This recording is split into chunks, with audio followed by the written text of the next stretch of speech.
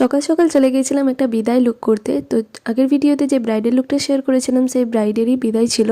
তো আমাকে দেখে বুঝতেই পারছো একদম ঘুম থেকে উঠেই চলে এসেছি। তো ব্রাইড আমাকে টাইম দিয়ে দিয়েছিল 6:30 থেকে 7টা। আমি একদম টাইমে এসে গেছি। এসে আমার সমস্ত প্রোডাক্ট সব রেডি করে নিচ্ছিলাম।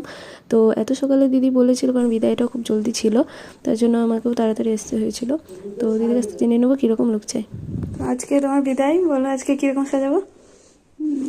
তুমি যেমন পারো, তবে আজকে অবভিয়াসলি ব্রাইডাল লুকের তো আলাদা গর্জিয়াসনেস থাকে, অতটা গর্জিয়াস কাল খুবই সুন্দর হয়েছিল, কিন্তু আজকে অতটা গর্জিয়াস করো না, আজকে একটু সিম্পল সিম্পল। আচ্ছা, আর সিম্পলের মধ্যে করে দিই। হ্যাঁ আচ্ছা, কাজ সব কিছু ঠিক ছিল? হ্যাঁ, কাল সবই ঠিক ছিল, কালকের জন্য কালকের লুকটা ঠিক আছে।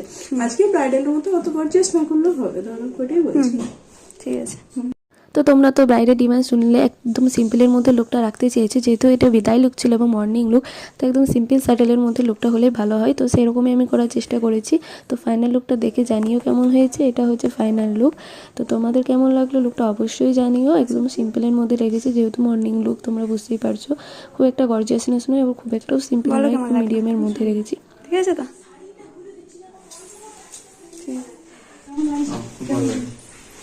কালকে থেকেও ভালো লাগে যাবে। হ্যাঁ সত্যি, কালকে থেকেও ভালো লাগে যাবে। ভালো হয়েছে। আজকেটা একটু সিম্পলের মতো করলাম। সিম্পল খুব ভালো লাগে। ঠিক আছে। তো তোমরাও জানাও কমেন্ট সেকশনে তোমাদের কেমন লাগলো লুকটা। আর আমার ভিডিওটা ভালো লাগলে অবশ্যই একটা লাইক করে দাও। আর দিদি আরেকটা লুক বাকি আছে, সেটাও খুব জলদি নিয়ে আসছি।